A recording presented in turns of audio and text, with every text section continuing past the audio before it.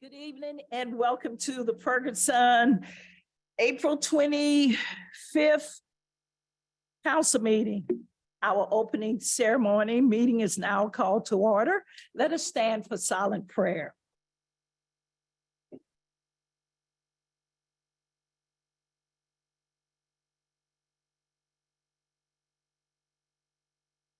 The pledge allegiance to the flag.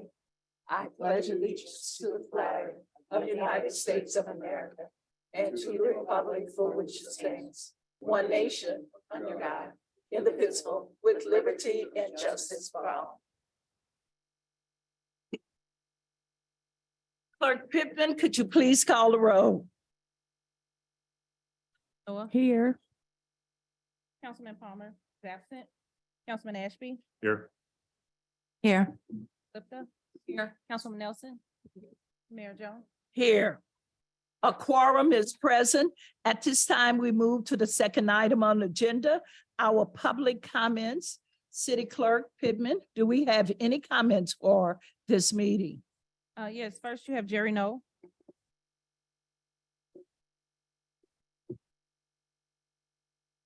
Maybe. I'll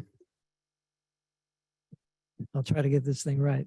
Good evening, Mayor and council members. And I just want to make some comments that were kind of a follow-up to last week's meeting and some of the comments I made and some of the discussion that went on afterwards based on that. So at the city council meeting last Tuesday, prior to appointing two, had a discussion about diversity on the board and diversity in its appointments.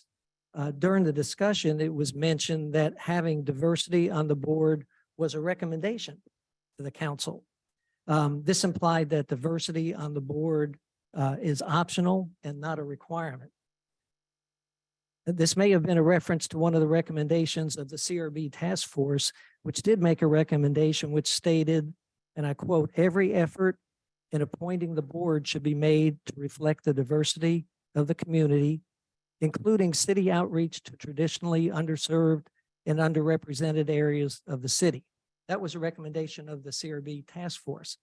However, the city ordinance, which is what established the CRB and gives it its authorities and powers, uses a term that indicates that diversity on the board is not optional and is a requirement. Section 2441 of the city's code of ordinances concerning the composition and appointment of the CRB includes this statement. And again, I'll quote, "The city council shall make appointments that reflect the diversity of the community." Now, somewhere along the line, and I'll give credit to the city attorney, Mr. Carey. I remember, I think it was during my training for the CRB, he emphasized that the word shall in legal documents means it's not optional. It means it's a requirement. It indicates something that must be done. About that, the city council shall make appointments that reflect the diversity of the community. Not optional, it's a requirement. Now, there was some discussion about how council would know diversity of applicants since things like age, gender, and race are not included on the application, and even whether those questions would legally be allowed to be on the application. And those are fair questions.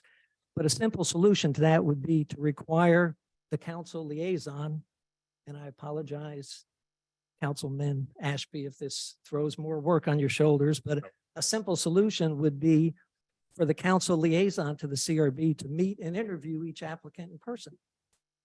The liaison could then advise the full council on which appointments would lead to or maintain a good balance of diversity on the board and which ones would not. So again, I apologize, Councilman Ashby, if I'm throwing more work on your shoulders or whoever else may end up being liaison to the CRB, because that can change in the future. But this seems like a simple solution that is in line with the function of a liaison between the council and the CRB. Thank you. Thank you. Adrian Shropshire.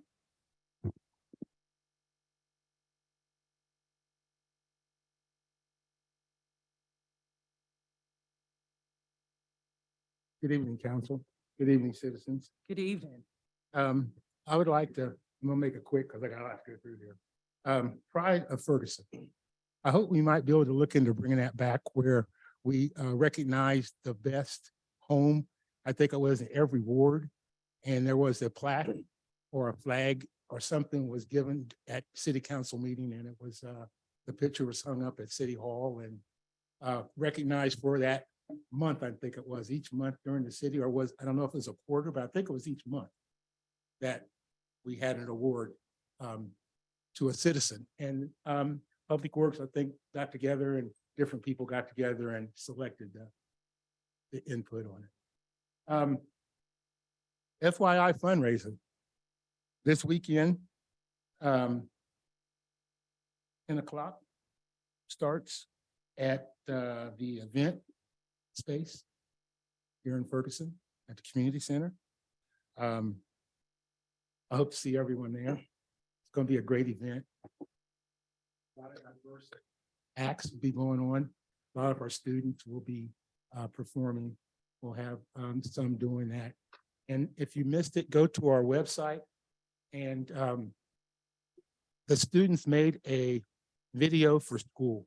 It's not out in the street. It's made right in the school. And she's talking about learning, and she's got the books, and the young man's talking about getting out, making money for his family and the settings in the school. It was great. Please go check it out. We got into diversity, and it's something how I heard on the news, state electors, the new highway bill, there wasn't attached pork to it, or as the diversity, equity, and inclusion program. Then they want to refund the library. You have to give that type of diversity back to the people. I can't believe it. And the highway bill has a lot to it. And I just heard something like that, this evening when I was leaving out on the news. As a childhood, I had every opportunity to learn about American history, geography, and 2 years of Black history. I learned about Columbus, Magellan, Tyler too, Tippecanoe and Tyler too. I learned all that stuff. And you never forget it because every year you had to take it. But I had a diverse education. Then it followed me into the carpenters. When I started out, there was no minorities. I led the way in my area for being accepted and qualifying for the diversity, inclusion, and equity program. 40 seconds left. Which gave me a good salary. I think I would ask the council if a few things that you would do for each ward, and that would be bring the citizens together. Preach diversity, preach trust the police department. Things happened a long time ago. We have a new sheriff in town. We have new officers. And it takes for our dais to build the trust in our community and be fair about it. This is a city that has to grow, else we're going to be engulfed by the surrounding community. This is Operation Dire. We need to get our strategic plan going. We need to get our 2040. We need to get a commission going to get funding. These things take money. And funding has to come from someplace. So we need some kind of council, some kind of commission, not to tell the council what to do, but to bring the money in. I appreciate the time. Thanks a lot. Thank you. Nick Cassoff.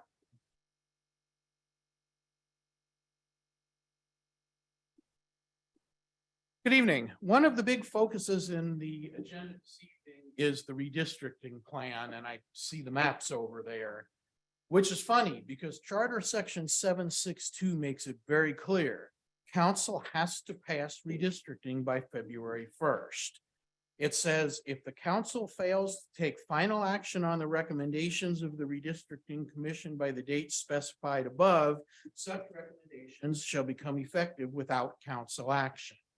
Now, clearly, what it means by final action is that a redistricting plan must be finally passed. That plan, according to the charter, can accept, reject, or modify the proposals of the Charter Commission. But whatever council wants to do must be finalized by February 1st, or the commission's proposal shall become effective without council action. Now, the reason why this is the only reasonable interpretation of the charter is actually very simple. In many cases, redistricting will take place during a year in which council elections are held. And in that case, it would be crucial to have redistricting completed well before an election. Were this such a year, the council elections would have already taken place without council having redrawn the district lines. Clearly, our charter wasn't intending to make that a possibility. That's why if council fails to take final action, that is to pass a redistricting ordinance, the proposal of the commission is adopted. That's the situation in which our city stands today. That means any talk of redistricting, discussion of alternate proposals, or consideration of any redistricting bill, even Bill 7237, which adopts the work of the commission without change, is unlawful and out of order. We already have new districts in place under our charter, and the council has no authority to change them until the next decennial census. Now, I want to quickly touch on the specifics of the two possible proposals. The one that the commission submitted has a difference between the largest and smallest wards of just 4 people, and it moves 500 people in total to a different ward. The alternate proposal moves more than 900 people to a different ward. And while his math says that it has a difference of 67 between the largest and smallest, already a really big difference. In fact, he makes at least one mathematical error in there, and the difference is at least 95 people between the largest and smallest. Seconds. Finally, the proponents of the alternate proposal say that keeping a neighborhood together is important, but yet the alternate proposal leaves Old Ferguson West split, it leaves Jesky Park split, it leaves Forestwood split, and if you happen to be one of those unlucky people that lives on Hartnett, that street is in all 3 wards. So is that a step forward? More unequal wards, more division? I don't think so. And really, council should be talking about this evening at all. Thank you. Donald you. Stevens.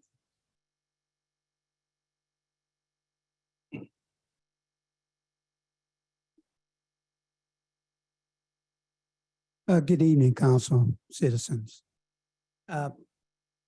First of all, I just want to be clear. Last meeting, there was the back and forth about Donald Stevens' proposal. And it really not Donald Stevens' proposal. It is the people proposal. These suggestions came from people that residents and neighbors that were affected by the redistricting recommendation from the commission. So, I mean, let's just be clear about that. It's not Don Stevens. Don Stevens is a chairman. He's a member of the Northland Hills subdivision, and also the chairman of the Forestwood Neighborhood Association in conjunction with my vice president and the rest of the citizens. But nevertheless, tonight you do have the proposal that is there, in which brings all 3 wards in conjunction with moving with as a whole. So it's not just picking on one particular section in which the first proposal did. It took a little group up at the top, and then it took a big group, Neighborhood Association, Nesbitt Newton, and also Northern Hill Subdivision. So the council needs to ask themselves, is it really fair just to pick on and choose one little section of Ferguson and move them over to one ward? Do you believe that is fair? I don't believe it's fair. I think when you doing redistricting, it's best to get all 3 wards involved. That would be more fair, and equitable. And the proposal tonight, I mean, is there over there on the board, sir, in which involves all three wards. There's movement in all three wards. You do get below the percentage of like 3% between the three wards. I remember a couple of months ago when the attorney said that, well, as long as we get between 10%, somewhere in the 10%. Yes. The proposed alternative is 3% difference between each ward. You can talk about the numbers. We saw the numbers on the commission recommendation, but is it fair? You just take some numbers here and put them here and say, we're done because our numbers is real close. They are there. So hopefully tonight, the council take a real good hard look at the redistricting proposal that has been submitted and 40 seconds. move along in the right direction. It's always good to have three wards involved. That's more of togetherness, not just picking on one particular area and say, move them over there. So I think it's best to do it well, all three wards are involved. That's all I have. Thank you. Alan Miller.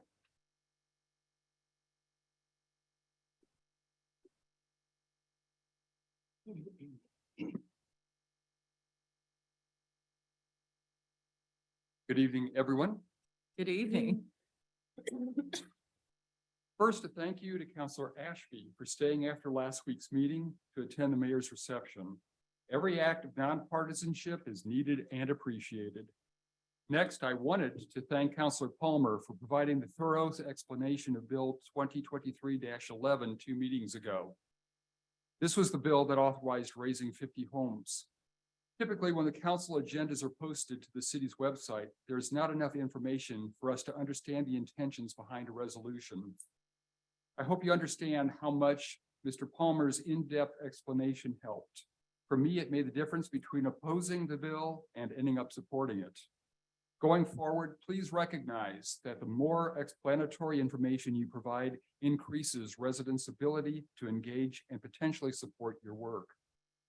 Building on that thought, tomorrow night's special council meeting provides a great opportunity to help us understand the council's thoughts concerning Bill 7233. In early February, I emailed my comments about this bill, which proposes various changes in our boards and commissions. My comments were limited to technical issues. I did not comment on the merits of the various provisions of the bill since I could only second guess your thoughts. The bill could fix some major problems we currently face, yet could create some significant problems. Hopefully tomorrow night will allow the dialogue needed to better assess this proposal.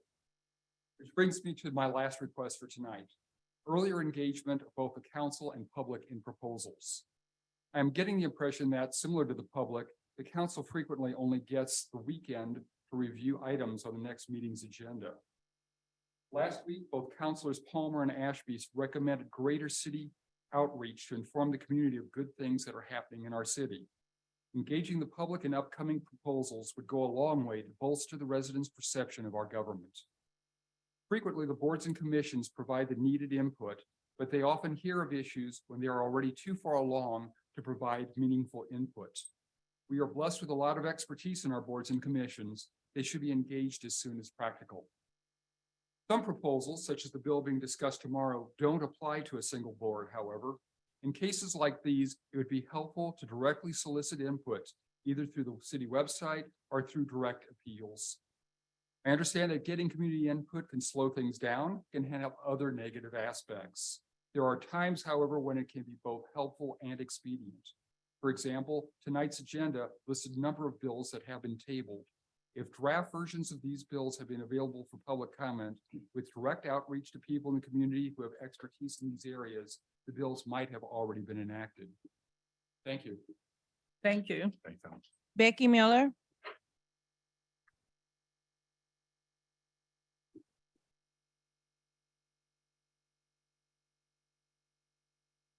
Good evening, everyone. Good evening. Reaching out to community university has two upcoming events to note. Week from Sunday, proud to be hosting a concert by the Community Gospel Choir of St. Louis. This is the second year in a row that we have partnered to bring them to Ferguson.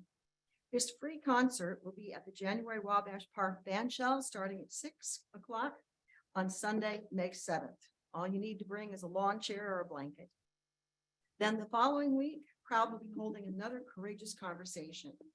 There will be a presentation by Dr. Michael Gerhardt of UMSL, Sunday Whiteside, president of SLACO and co-chair of the Vacancy Collaborative, and Alan Miller, entitled Real Estate, Racial Reality, Covenant Gentrification.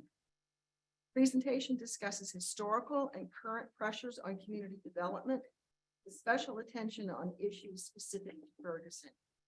Presentation is especially timely as the city is currently rewriting our zoning code. Anyone interested in strengthening our neighborhoods and in our city's economic development are encouraged to attend. The event will be on Tuesday, 16th of May at 6 p.m. at the community center. Thank you. Thank you. The last comment you have, Mayor, was submitted in advance, and submitted to each of you, and it'll be a part of the record, but they haven't signed in to speak it publicly. Okay, thank you.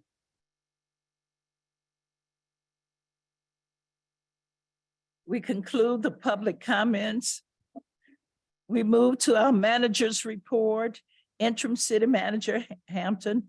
Mayor, Council, I only have one tonight, and Dave Musgrave will come up from the Parks Department. And Dave will also tell you about approximately how many people he will need to fill the positions for all of our openings as well. Mayor, good evening, City Council. I took liberty to print off my notes. That way you don't have to write feverishly to keep up and keep on the website. First thing I wanted to talk about is new staff hires. I just wanted to bring them to your attention. We hired Molly as a recreation supervisor within the last month. And then Miranda and Chantel as recreation specialists. They're the community center, help the farmers market, that stuff. So I wanted to welcome them to the city, make you aware that we've hired those folks in the last 30 days. First, I wanted to go over facility and project updates that are going on in the parks. Our West Forest Park project, it's currently in review with MSD. We're almost 100% to plan. We currently have an RFP on the website for the sewer pipe abandonment. It's the second time it's out. We did not get any bids the first time, but I have actually approached 4 different vendors that were recommended to me by MSD at this point to solicit bids from them. So I'm hopeful we'll get 2 or 3 off that at this time. Closes out a week from Friday. Next one is our first Forestwood Park Municipal Grant projects. Our pavilion's about 90 to 95% done. We need the concrete work to come back in to level that final structure on the base. Tennis courts are about 95%. I would say 100%, but they didn't line them for pickleball. So I've approached the vendor. They're coming back out to take care of that. And there was one other small thing with a fence that needed some tweaking work before we signed off on the final project. The sign is in the manufacturing phases right now. I actually met with Ameren out at the site today to see about running the electrical to it for the LED sign, and it'll be backlit and everything. So we'd have electrical drops there at the road. Our Forestwood ball fields, we contract with the company to get those back to playable condition. I think everyone's aware of grass and all the infield, all that stuff. They came out a week ago and put some pre-emergent granular down to kill off the grass. They're going to be out tomorrow, tilling them up and getting them back to playable condition. We're doing all 5 fields, so we want to rent them all this summer and have our athletics going on at those places as well. So that should be done in the next week, 2 weeks, and then we'll kind of go from there. Public Works is going to be maintaining them moving forward, but we wanted to get them back to square one, so they have a good slate to start with on that. So that's taking place as we speak. Mulch Madness, I want to give an update on that. We had that on vacation that weekend, but they finished 2 parks on the day of, and they finished the other 2. Public Works came into the other 2 the following week. We have 1 park left, and that's Robert Superior. If I'm honest, getting mulch delivered there is a bit of a pain, so we're gonna have to do some work to get it there. The dump trucks will not back up between those brick pillars, so we have to transport it from the street back to the playground. So we need a couple days to plan that out. We will get that done in the coming month or so. Mulch Madness, then we have additional parking in the exit at Plaza 501. We're all aware downtown right now, we struggle with parking with Alicia's, Brew House, all that. We're expanding the current parking lot at Plaza 501 over as close as we can get to the beds that are existing. And then we're also putting a drive out the backside that'll come out so that when we have farmers market and other things going on, people can actually pull straight through, exit on the backside of the street so we don't get congestion in the front there. But Public Works is getting gravel delivered on Thursday. Hopefully we'll have that all done in the next 2 weeks because farmers market is coming up quickly, as everyone's aware. Baleen Creek and the GRG Trail, we're still working on the initial phases of that. We're still hoping for construction in fall of 23 or spring of 24. We did a site walk through about 3 weeks ago, but we're getting close on that. Still negotiating some things with the railroad and a couple of property owners. So, Splash at Wabash, we're actually gonna start putting water in it tomorrow. Our maintenance staff is doing the updating as far as some work that's going on there, some little leaks and everything. We did replace one pump for the splash pad already. Everything else seems to be functioning, but I'll know more hopefully in the coming week as we start firing everything up.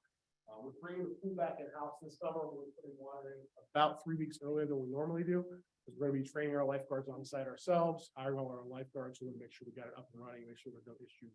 So that's why we're putting it a little bit further in a calendar in advance. Next, we have our recreation programming update. Tomorrow, we have our senior expo at the community center. It's from 9 a.m. to noon. We're gonna have over 30 vendors present. The paper shred truck will be on site. You remember we applied for the grants as far as the waste reduction grants. So we can take paper from any St. Louis County residents up to 3 boxes that can bring the shred on site. And that's totally free for anybody who's St. Louis County resident, thanks to the grants. Next one is our 2023 Ferguson Adventure Camp. We filled that with 120 participants in less than 24 hours. We have That's an great. 80 participant wait list right now. Because of that, we're adding 4 specialty camps this summer. So they're gonna be a smaller camp, 25 to 30 participants in each. We're gonna have a Harry Potter themed week, June 12th to 16th, Star Wars theme week, June 26th to 30th, movie and board game week on July 10th, 14th, and then a Disney week, July 24th to 28th. If people are interested, call the community center or check online and we can get you all taken care of for that. Splash at Wabash, like I mentioned earlier, we're opening Memorial Day weekend, which is May 27th. We're still working on hiring lifeguards and front desk staff there. So if you know anybody 15 and older interested, like I said before, we will train the lifeguards completely. We pay for that ourselves. And basically we're just looking for staff. We have a variety of programming. If you have any questions about the pool, visit splashatwabash.com. If you're looking for the jobs, it's jobs.bergrec.com. Jobs.bergrec.com. All of our seasonal jobs are there. While we're on jobs, I'll go ahead and run through all of them. It's not on the list right here, but John kind of put me on Front Street on that. So we're looking for lifeguards, like I mentioned, pool front desk. Concessions, honestly, we're almost full. We probably have about 2 openings there. And then we're also looking for front desk staff at the community center seasonal. And then we're also looking for seasonal public works staff to help with park maintenance, that kind of stuff. So those are the main categories we're looking for right now. When it comes to public works seasonal, we have about 6 openings. Like I mentioned, we have about 2 in concessions. Lifeguards, I'd take as many as I could get right now. And full front desk, about 6. So those are the numbers in general. Next one is the Ferguson Farmers Market. Open Saturday, May 6th, 8 a.m. to noon. We have over 30 vendors already booked. We actually had our vendor meeting this past week. The first 50 shoppers that are there in the morning will get a free shopping bag with giveaway items in it. From 8 a.m. till 8:45, we have free yoga. 8 a.m. to noon, we have a family zone, inflatables, climbing wall, balloon twisters, and character artist. From 9 to 11, we have music by Nick Lampman, and then we have a special appearance by Louis, the St. Louis Blues mascot, that day as well throughout the day. So we're really trying to kick off the summer at the Farmers Market with a bang. So please remember to come out on May the 6th from 8 a.m. till noon down at Plaza 501. If you have time, go to fergusonfarmersmarket.com. Full video there about the farmers market and it runs through the 22nd year. And kind of the vendors applications, all that stuff is right there as well. But there's an entire website. Shout out to Joseph Seastrom because he created that whole thing. So Ferguson Summer Concert Series, Plaza 501 comes back this summer. It's an extended schedule. They're Fridays from 7 p.m. till 9. First one is Friday, May 19th. Push the Limit is the band. Next one is June 16th. That's in time. Next one, July 21st, the Lone Rangers. We move into August. On August the 18th, we have McLovin, and then we kick it off at the end with September 15th. We have that 80s band coming out. You go to fergconcerts.com, the whole schedule's there. You can see what's going Lures and ladders, we're partnering with the Ferguson Fire Department on Saturday, June 10th from 8 a.m. to noon. It's gonna be our fishing event over at General Wabash Park. So mark your calendars. Like I said, June the 10th, 8 a.m. till noon. Fire department will be present. We'll be doing giveaways and everything we always do. Different contests with biggest fish, smallest typically, and most fish. But bring the kids out. It's always a good time. Juneteenth celebration will be the next event. It's gonna be on Saturday, June 17th, 1 to 6. I want to give a shout out to our committee. They've been a great help this year with getting our vendors booked, talent, all that fun stuff. We are still accepting vendor applications. If you go to Ferguson or fergjuneteenth.com, all the vendor forms are on there. You can fill them out, get them into us, and we'll take the vendors for that event. There's gonna be a new business ribbon cutting that day. We have a children's area dedicated, food trucks, art fair, local vendors, live music, entertainment throughout the day. So please come out. Like I said, it's on June 17th from 1 to 6. 4th of July is going to be the next one. Of course, it's on Tuesday, July 4th. We're still accepting parade applications. The parade's going to kick off at 10 a.m. that morning. We're doing a little bit of a gap during the day. We found it was a lull there in the early afternoon, that kind of stuff with families. We'll come back from 4 to 9 that evening. We'll still have a children's area. We're going to have 2 bands on stage, do the fireworks about 9:15. But everything else is pretty much the same in regards to that, but just didn't want to kind of have that middle where we felt like we weren't having a lot of participation. If you go to ferguson4th.com, that's Ferguson, the number 4th.com, all the vendor applications, everything are on the website there for the parade, and check it out. Wanted to mention our sports. Ryan Motts, who's one of our new hires for the last year, he's really trying to tackle that head on. He's got a sand volleyball and indoor volleyball leagues currently going. They're going to start the first week in June. Both co-ed and women's. And then we're trying to start a new thing on our website. If you go to sports.fergrec.com, all the sports listings will be there.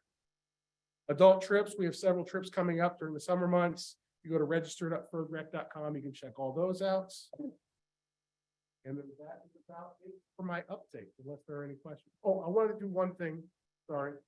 I forgot to mention, the billboard at Plaza 501, saw it posted on Facebook with the time being wrong. It is, it's 19 minutes fast. The laptop is broken.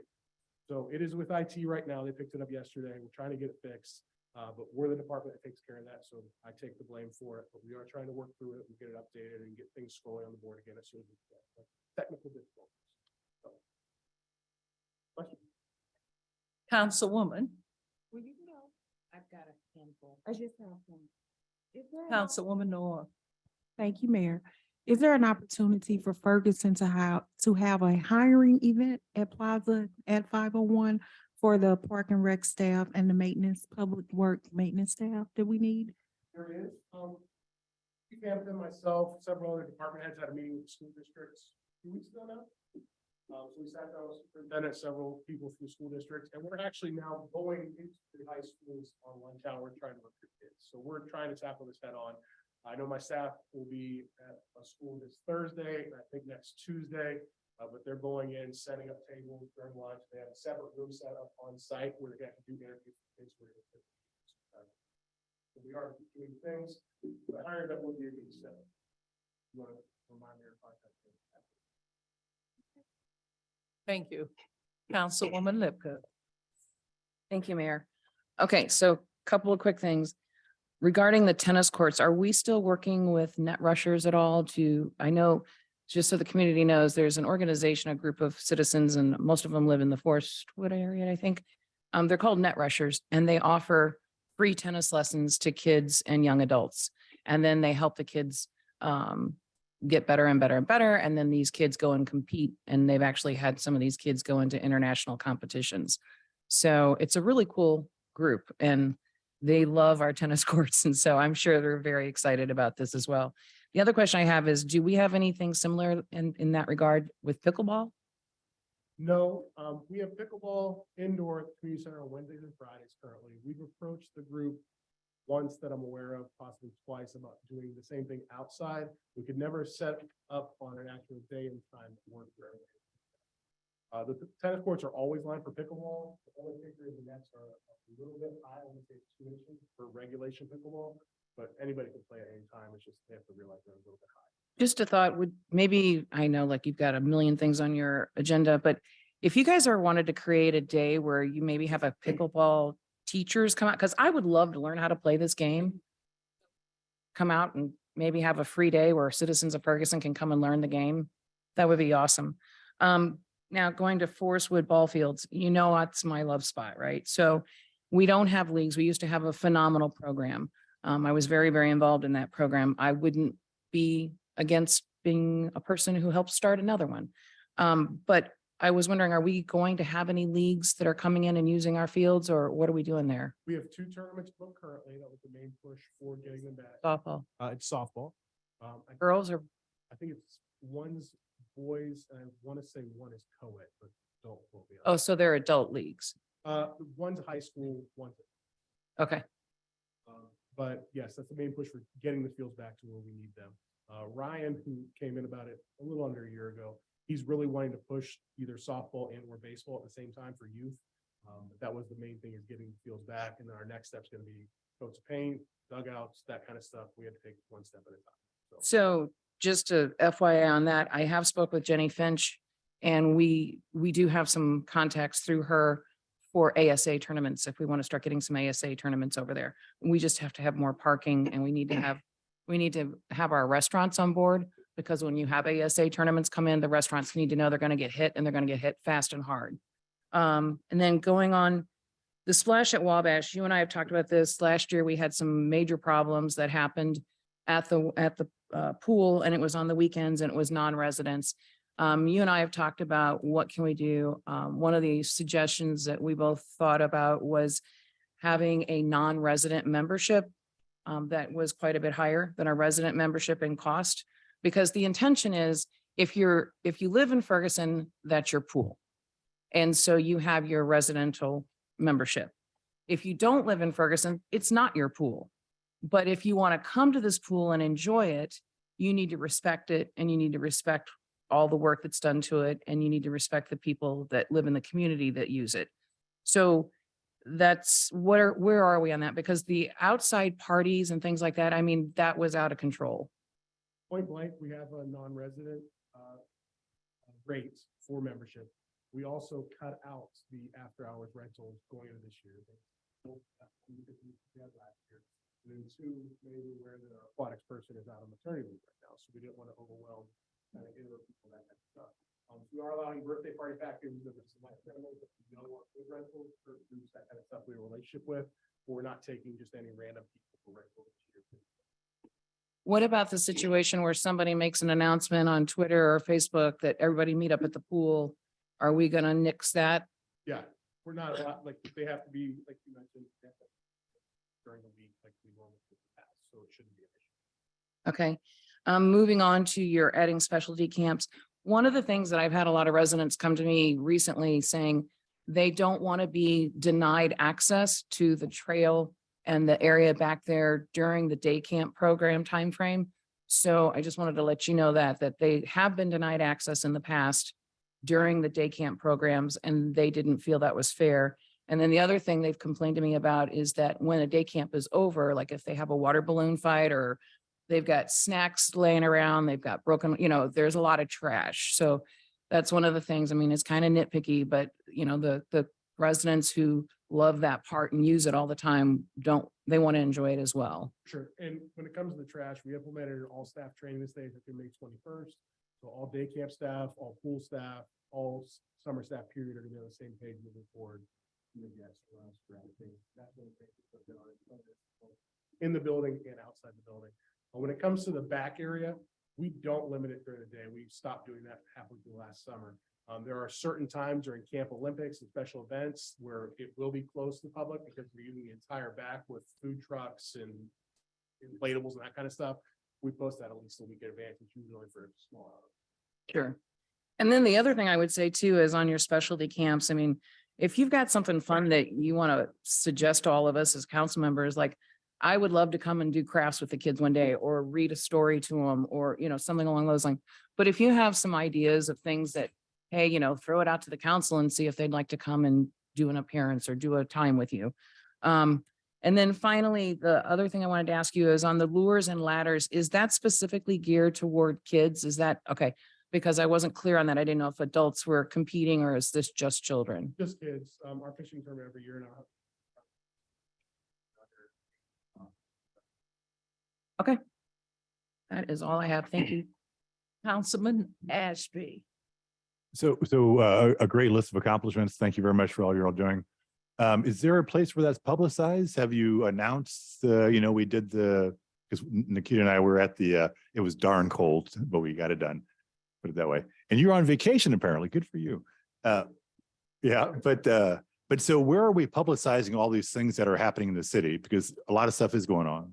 In our brochure, we always try to do a recap of the previous quarter, 3 months, whatever you call it. So this is our brochure. As far as citywide, good things we're doing, the conversation of having the city manager. And I keep, because we've got, Nick sitting right there, right? We've got a couple of Facebook pages and websites that actually do a reasonable job of information. I mean, even just sending them an update once every couple of weeks saying, hey, here's what we've done. I mean, they've been pretty good about publishing stuff, and, good stuff is going on and it gets lost, in the shuffle, and people need to realize how hard everybody is working at the, City Hall. I agree 100%. Okay, thank you, Dave. Mayor and council, I just have 2 other things. May 1st, Rachel St. Pierre will be starting. She's our new economic developer. And then also on May 1st in the evening, we'll be badging our new firefighters at the fire station. And that is all I have What time? on the badging. Yes. I believe it's at 6. And then. And if it's the wrong time, I will let everyone know. I just found out about it today. That's a Monday. No. It's a Saturday. Councilwoman. So during the manager's report, I'd like to direct a question to the city attorney. Could you address an issue that was brought up during public comments regarding the legality of the redistricting? Not competently. I recall sending an email about that. Microphone. Sorry. I recall sending an email to the council about that some time ago. I don't recall exactly what the substance of the email was, but there was a difference of opinion about the interpretation of the charter.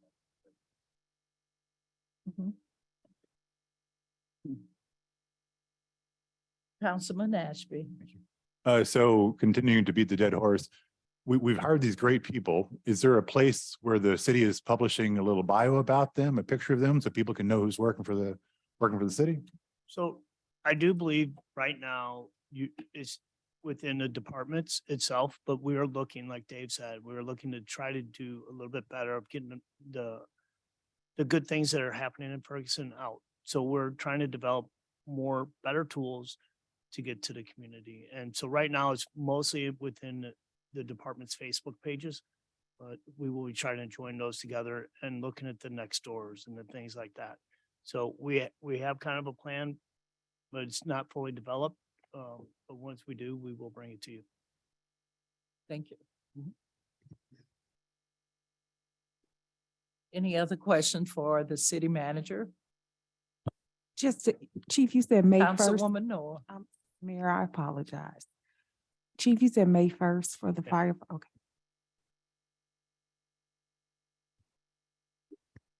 That concludes my report. Thank you. We don't have any special presentations tonight. Public hearing. We move to our consent agenda. We move to boards and commission meeting minutes. We have boards and commission meeting minutes for the CRB meeting on 3/6.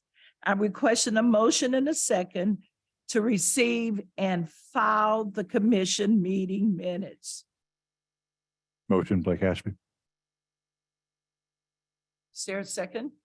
Second, Nikita Noah. All in favor? Aye. Any opposed? Ayes have it. The minutes are filed. As we stated at the last meeting, since we're working on boards and commissions, we will not do appointments until we finish everything with boards and commission. We still with that same consensus? Okay, great. We have one appointment for tonight, Tiffany Ellis for FY Advisory Board. That was, that's the Youth Advisory Board, and I mentioned that last time I spoke with her, that it's for youth. And she is not a youth, and I directed her to Erin Harris, the Executive Director, to talk about becoming part of the regular board. Is Point, that, is point that of the- clarification, I take But we it, do have some adult positions available. on the advisory board. on the advisory? Okay. They had three, I believe it says three Mhm. adults. That, so we haven't had any in so long that have been appointed, like. Yeah, it's been, My the adult apologies. positions have been vacant for quite some Okay, time. so that's, my apologies. That's what I thought. Yes. Then I will make a motion to appoint. We did look it up. Okay, thank okay. you. I appreciate that. Okay, I'll make a motion to appoint Tiffany Ellis is her last name? Tiffany Ellis. Yes. is there a second? Phaedra Nelson, second. All in favor? Aye. Any opposed? Ayes have it. Tiffany Ellis is appointed to the Ferguson Youth Advisory Board. We move on to, we don't have any requests. We don't have a proclamation for tonight. No resolutions, no bills for the first reading and the second reading. We move to unfinished business. Mayor Pro Tem Linda Lipka. Mayor, I make a motion that we table this until we have a full council in present. And also I would like to take that opportunity as well to get clarification on the legalities for the charter. So I would like to make a motion to table this until we have a full council that can have a complete discussion. You've heard the motion. Is there a second? Second, Naquita Noah. All in favor? Aye. Aye. Any opposed? Ayes have it, motion carries. We move to, do we have any other unfinished business? If not, we move to new business. Do we have any new business? If not, we move to miscellaneous. We will start our miscellaneous with Councilwoman Noah. Hi, thank you, Mayor. I just would like to thank all of the volunteers in the Public Works Department for the cleanup in Ward 3 this past weekend. That's it, Mayor. Thank you. Councilman Ashby. Yeah, I'd actually like to spend just a minute talking about Mike Palmer. Sometimes it feels like he gets a lot of grief from the residents of Ferguson and different people. And I understand that how he got elected in the third ward was taking advantage of a loophole in the rules. But the fact of the matter is the residents of the third ward voted for him democratically. They were the final arbiter of whether or not that was the right thing to do. And he made enough of an impression in the third ward that he won that election fair and square. And I know that threw up some people the wrong way, but the fact of the matter is that is how our democracy works. There's a set of rules. A person lives by those set of rules and they either run and the voters either accept them or they don't. And Mike was accepted by the voters. And this matters because we have an issue in Ferguson with housing. We have neighborhoods that are degrading for lots of different reasons, and we need every bit of expertise we can get on housing. So we're talking about, targeting neighborhoods and trying to do a revitalization in the third ward and the second ward. We're talking about some really aggressive things, some really progressive things. Those things will be almost impossible to do without Mike's knowledge of housing. So I understand that he might have rubbed some people the wrong way in how he got elected, but he was democratically elected. The people of the third ward made their decision.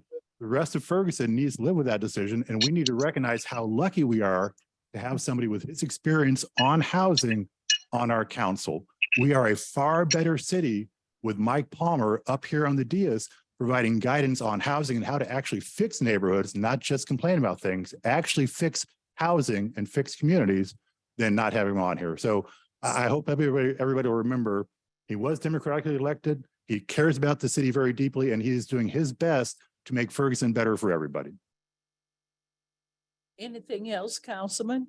That was a mouthful. Thank you. Councilwoman Robinette.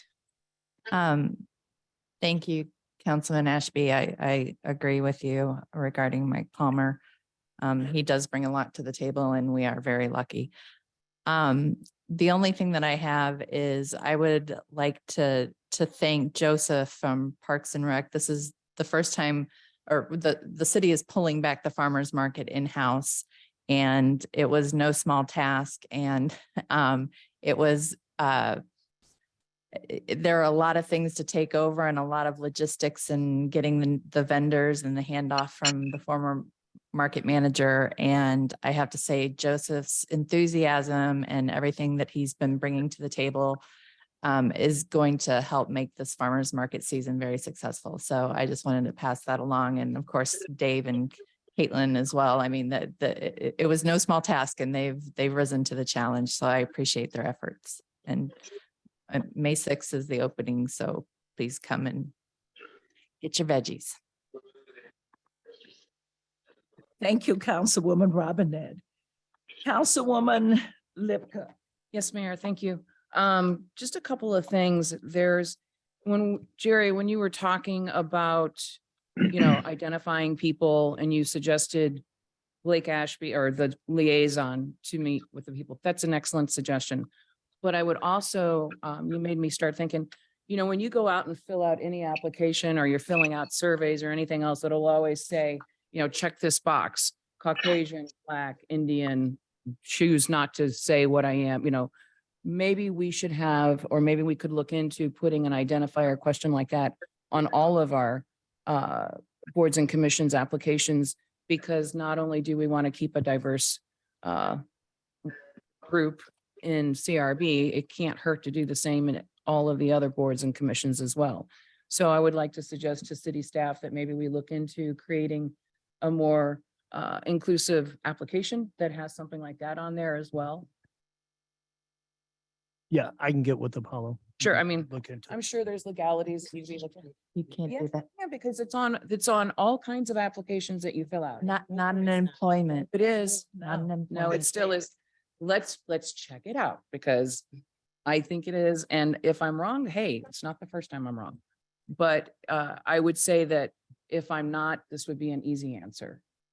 So anyway, going for next thing. Also, Mr. Shropshire, you had talked about the Pride of Ferguson. Excellent suggestion. I know it's a really cool thing to drive through a neighborhood and see that sign sitting in someone's front yard.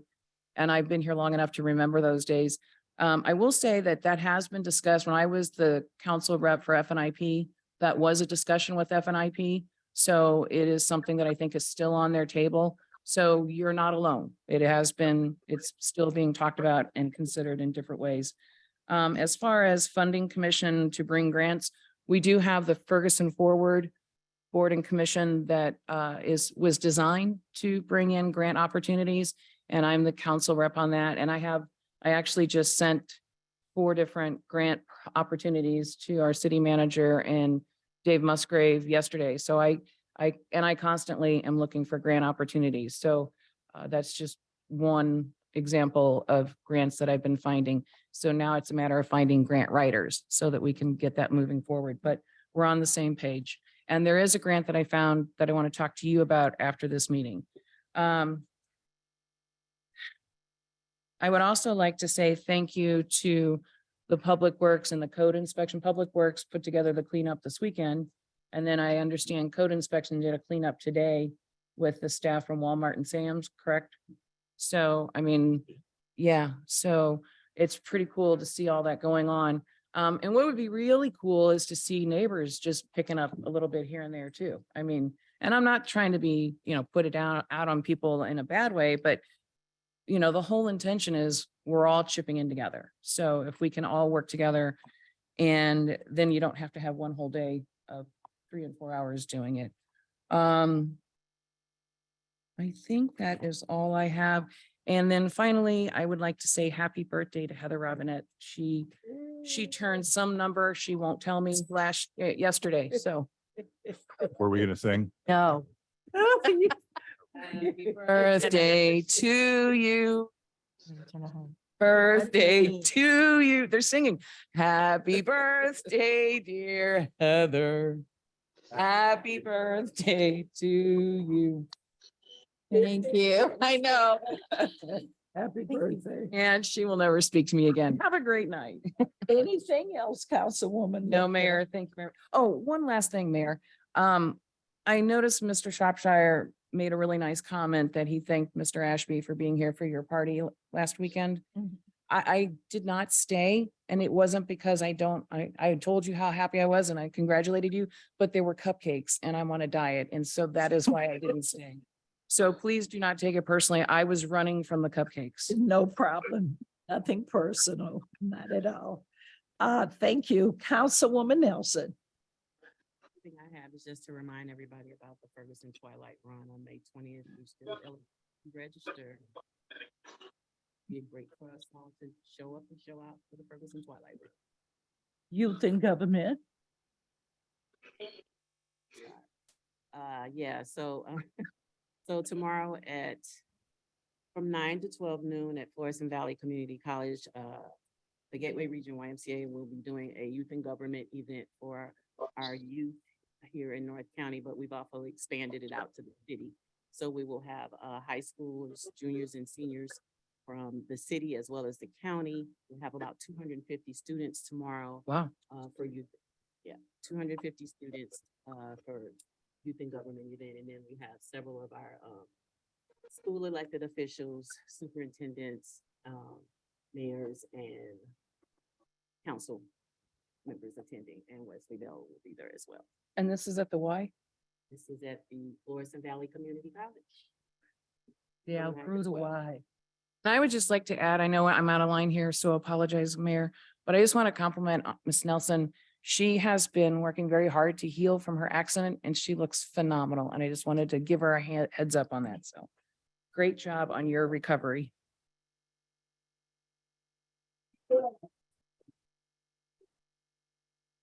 She does look good. Okay. All right. Interim City Manager, I have nothing further. Clerk Pittman, No report. Attorney Carey. No report. No report. Okay. I would just like to share with everyone tomorrow at 5:30. Is it 5:30, 6 o'clock? We have a special meeting. And on Thursday, we have a meeting. So they are open to the public if you would like to be there. Also to the staff and to the council members on Thursday, April the 27th at noon. The Missouri Municipal League has a webinar on code enforcement. It's really good. So please try to do better than that. Get in contact with Octavia and she will register you for that event. Also on Thursday night, we have our monthly meeting. Hopefully we can finish and wrap up early for our Thursday night. So we could go to the MML meeting and it's at UMSL. So that's all I have at this time. At this point, I'm requesting a motion and a second to adjourn. All in favor? Aye. Any opposed? Ayes have it. We are adjourned. Anyone would like to take the time and view the maps, you're more than welcome. Say what?